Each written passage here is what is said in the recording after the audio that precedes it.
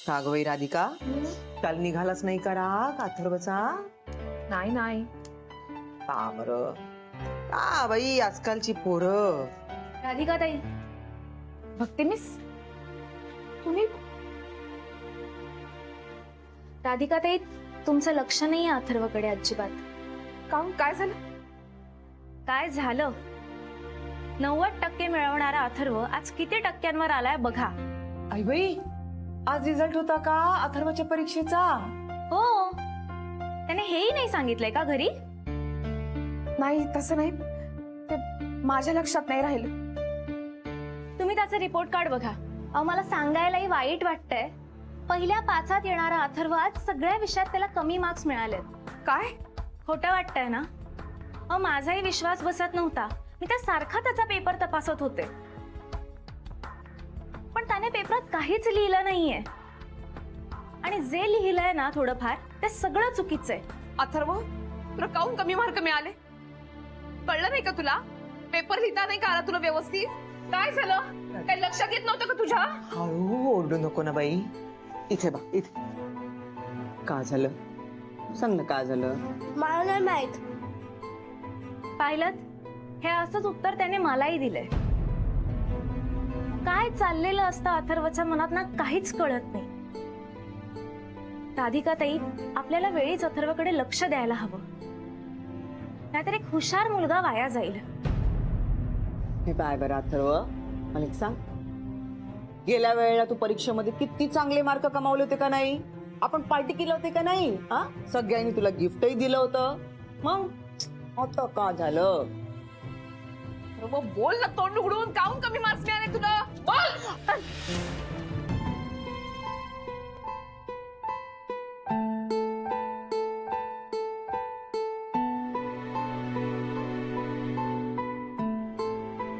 बाप्पा, किती भयानक स्वप्न. नाही नाही, अथर्वला कमी मार्क? छे, हे असं होऊच शकत नाही. मला अथर्वला वेळ दिला पाहिजे, त्याच्याशी बोललं पाहिजे. मग काय करायचं ते बघू. हे असं काही व्हायला नको. हं?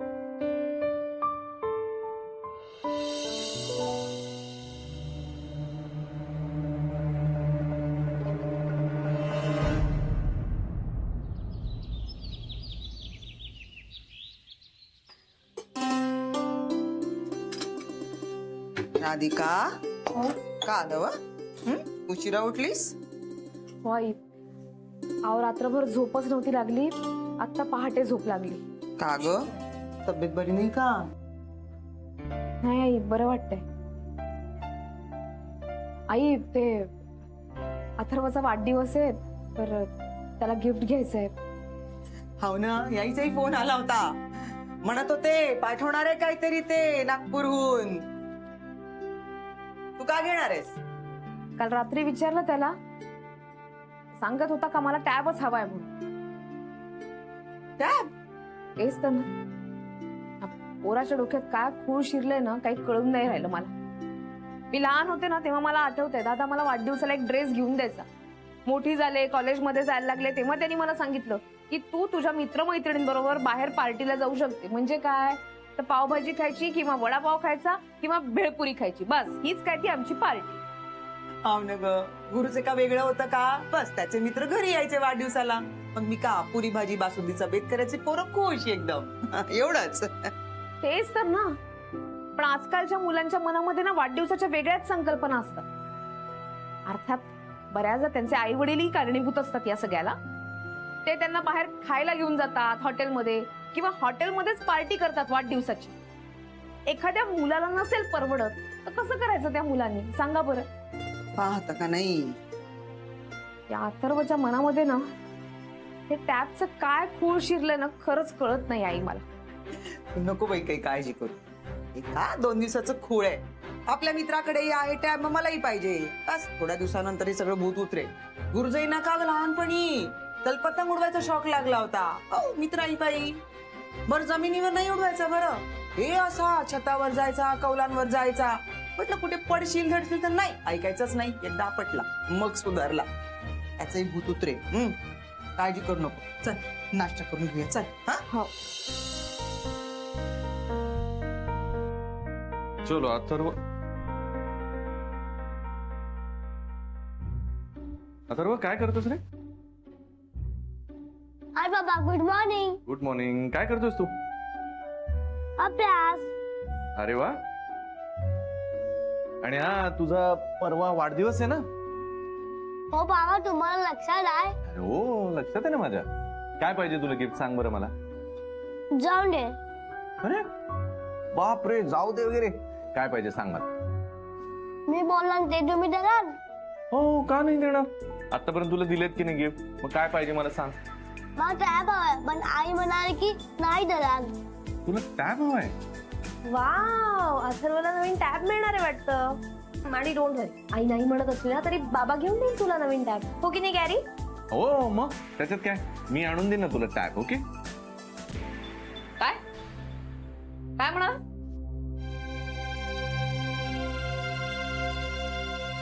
काय म्हणालात तुम्ही? काय म्हणालात म्हणजे? माझ्या मुलाचा वाढदिवस आहे आणि मी त्याला टॅब घेऊन देईन. तुला काही प्रॉब्लेम? मला नाही आवडणार आहे. त्याच्यासाठी तुम्ही टॅब बीप काही घेणार नाही आहात.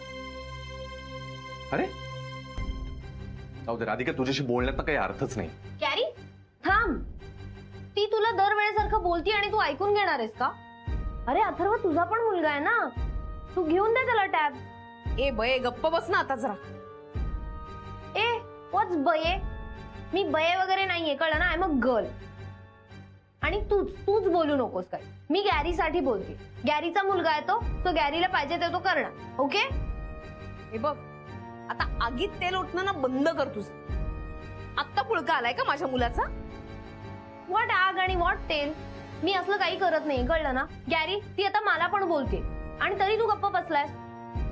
त्यांना त्याशिवाय काही पर्याय आहे का? अरे काही आहे का बोलायला? म्हणजे काय? हे बघ राधिका, बास झाला तुझं. तुला आणि प्रॉब्लेम काय मला कळतच नाही. तुझ्यासारखा अथर्ववर माझा सुद्धा हक्क आहे, हो ना? त्यामुळे त्याला काय गिफ्ट द्यायचं हे मी ठरवेन. मला वाटतं त्याला वाढदिवसाला टॅब द्यावं, मी त्याला टॅब घेऊन देईन. जी गोष्ट अथर्वच्या भविष्याच्या दृष्टीने चुकीची आहे ती मी तुम्हालाच काय कोणालाच करू देणार नाही. आणून तर बघा. नाही, आता तर मी टॅब आणतोच त्याच्यासाठी. हे पहा, तुम्ही त्याला टॅब वगैरे काही आणून देणार नाही आहात. आधीच सांगून ठेवते. अथर्व, चल. शाळेत जायचंय तुला, चल.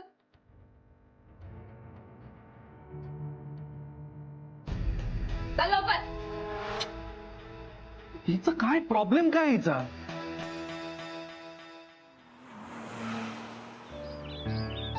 तेच सर ना, काय मला ना कळतच नाही नेमकं काय करावं ते. त्यातनं हे मागे लागले की मी त्याला मोबाईल किंवा टॅब विकत घेऊन देतो म्हणून.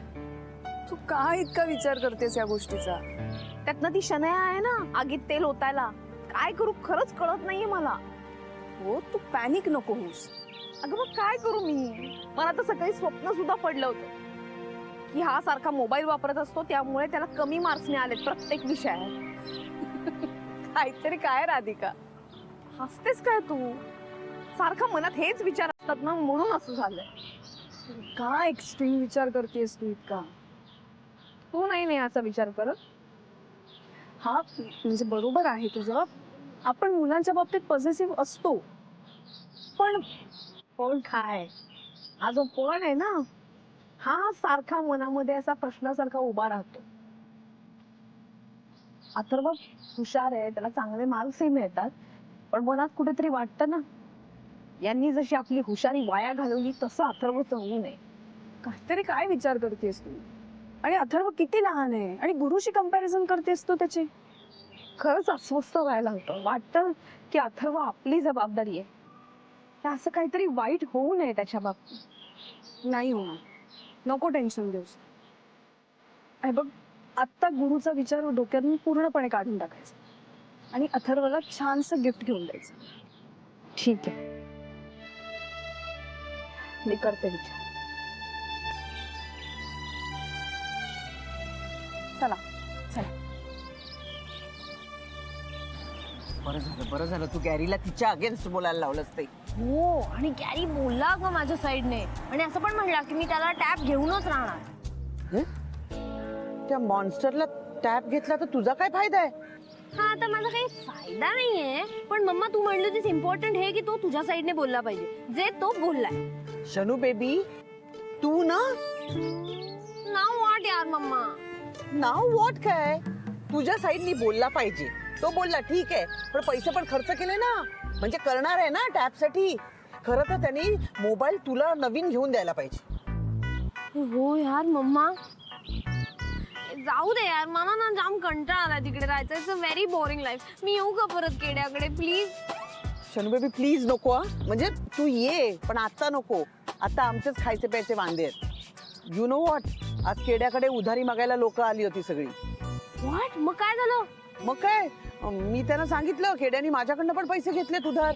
मी तेच पैसे मागायला आले, आणि जोपर्यंत केड्या येत नाही तोपर्यंत मी इथेच राहणार आहे, आणि मी माझे पैसे वसूल करणार. आणि एकदा का माझे पैसे वसूल झाले की मी तुमचे पैसे पण घेते आणि तुम्हाला आणून परत देते. तुम्ही काळजी करू नका. मग कसे बसे ते परत गेले. यार पुअर केड्या, पण गेलाय कुठे तो? गेलाय कुठेतरी फोटोग्राफी असाइनमेंट पूर्ण करायला. आणि विशेष म्हणजे त्याला हे सगळं काय झालेलं माहितीच नाहीये. यार म्हणजे तो परत आल्यानंतर त्याला फुल धरतील ना हे लोक? धरणार, कूट कूट कुटतील त्याला. But you don't worry Shanu baby, Gary पैशाचा बंदोबस्त करेल. मम्मा, गॅरी कुठनं आणणार आहे पैसे? तो कसे देईल पैसे? का टॅबसाठी नाही का जुळवाजुळव करत आहे? मग त्यातलेच थोडे पैसे आम्हाला आणून दे. वाव मम्मा, काय ब्रिलियंट आयडिया आहे. वाव, म्हणजे मला पण थोडंसं पॉकेट मनी मिळेल. मिळेल नाही, मिळवायचा. आणि तो कसा ते सांगते ऐक.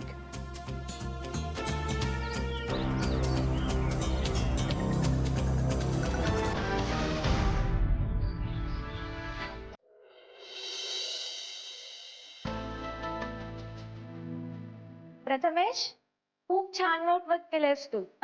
Keep it up, very good. Nitin आणि Pranjal, you both meet me after lunch break.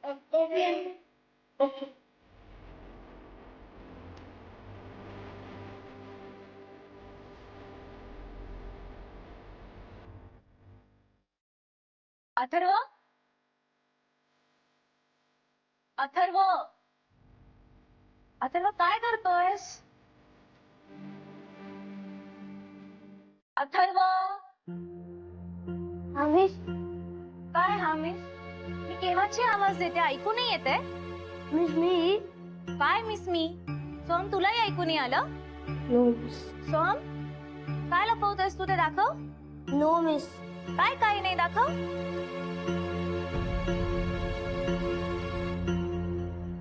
कुठून आणलास हा टॅब तू? मम्मीचा आहे. मम्मीचा टॅब तू शाळेत का आणलास? मुळात मोबाईल आणि टॅब या गोष्टी शाळेत अलाउड नाहीयेत, माहितीये ना तुम्हाला? मग तरी का आणलं? मॅम एकदाच आणला. पण का? मॅम अथर्वने गेम कसा डाउनलोड करायचा हे सांगितलं. दिस इज व्हेरी बॅड अथर्व. आपण शाळेत का येतो? अभ्यास करायला ना, की असं टॅबवर गेम खेळायला? हा, तुम्ही भलतंच काहीतरी करताय. आणि हा तुझ्या मम्मीचा टॅब आहे ना, याच्यात त्यांचं काही महत्वाचं डॉक्युमेंट असेल आणि ते चुकून डिलीट झालं तर केवढ्यात पडेल. आणि तुझ्या मम्मीला माहितीये तू हा टॅब शाळेत आणलायस ते? No miss. ही आणखीन एक चूक. अथर्व आणि सोहम, मी तुम्हा दोघांना लास्ट वॉर्निंग देते. हे जर पुन्हा घडलं तर मी तुम्हाला प्रिन्सिपल कडे नेईन, कळलं? आणि आज जे वागलायत यासाठी पनिशमेंट मिळणारच. आज क्लास संपेपर्यंत तुम्ही क्लासच्या बाहेर उभं राहायचं, कळलं? हो मिस. नाव गो. अथर्व गेम खेळतोय टॅबवर. मला एक खरंच वाटत नाहीये. राधिका ताई असं करूच देणार नाही. मला त्यांना कळवायलाच हवं. मला आजच जाऊन त्यांना भेटायला हवं.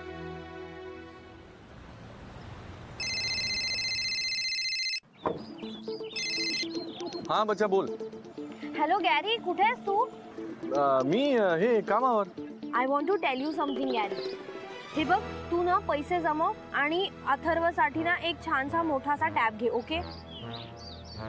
हे बघ, राधिकाला ना चाइल्डचं माइंड कळत नाही रे, पण तो तुझा सन आहे, तू त्याचे लाड केले पाहिजेस. सो तू त्याला टॅब घे, ओके? ओ बच्चा, तू किती गोड आहेस ग. You such a darling.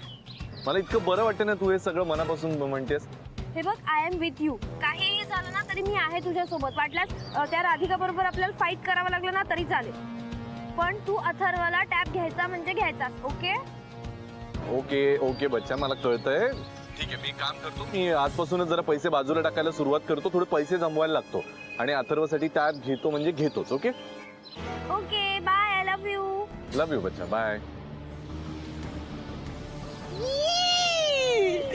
आता तू खरी शोभतेस या मॉमीची शानू बेबी. आता आपल्याकडे लवकरच पैसे येतील. येस.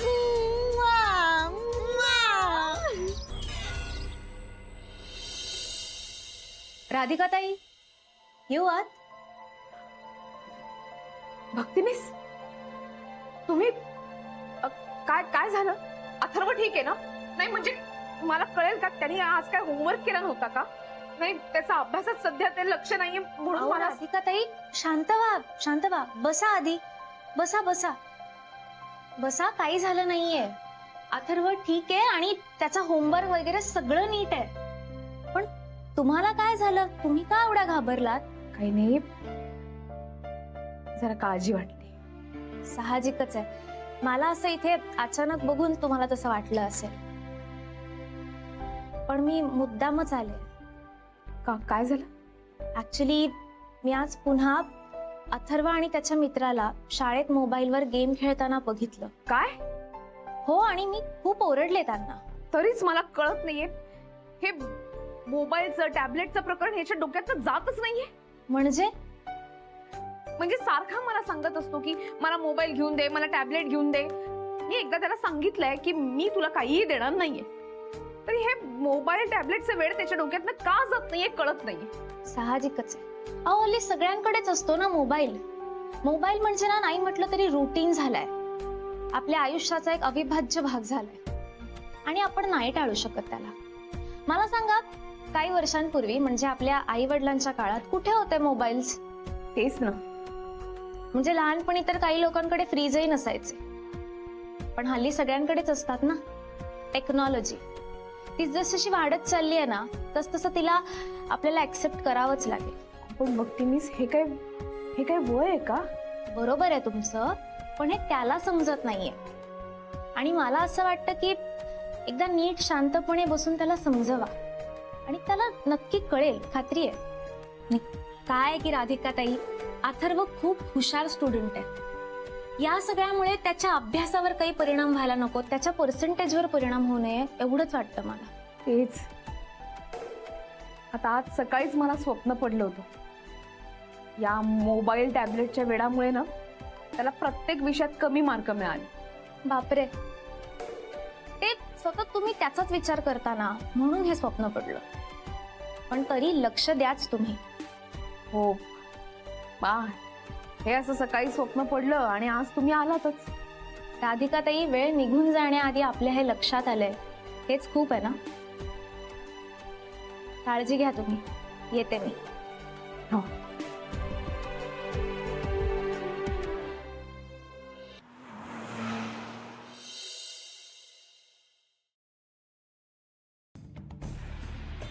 मालकानं 3,000 दिले होते, 2,000 ऍडव्हान्स. म्हणजे चला आता अथर्वला टॅब घेता येईल याच्यातनं. हे हाय बच्चा, हे बघ पैसे जमवलेत मी. आता अथर्वला टॅब घेता येईल या पैशातून. वाव, मी माझ्याकडे ठेवू का गॅरी? नाही, ठेवतो ना मी. फायनली अथर्वला टॅब घेता येईल का. चल मी आलो फ्रेश होऊन. हो.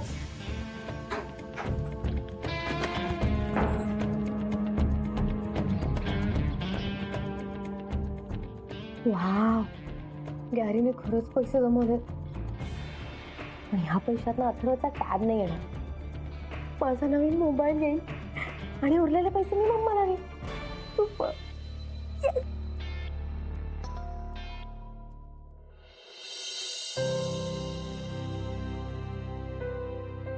देवा, तुला तर सगळंच माहिती. काय सांगू तुला. मी इथे अथर्वला सावरण्याचा प्रयत्न करून राहिले, शिस्त लावायचा प्रयत्न करून राहिले, पण हे मुद्दाम माझ्या मताविरुद्ध वागतंय.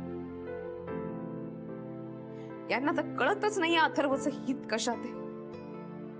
अर्थात ज्या माणसाला स्वतःचं हित कळत नाही तो आपल्या भविष्याचा, आपल्या मुलाच्या भविष्याचा काय विचार करणार? देवा, माझं काय चुकलं, कुठलं पाप केलं मी म्हणून हा असा नवरा मिळाला? मी मला सोडून दुसऱ्या पोरीशी लग्न केलं, सगळं सहन करून राहिले मी. अजूनही माझी संकट काही संपत नाही. मला माझ्या मुलाची काळजी वाटायला लागली आता. हुशार येतो, मोबाईलच्या नादी लागून काहीतरी झालं तर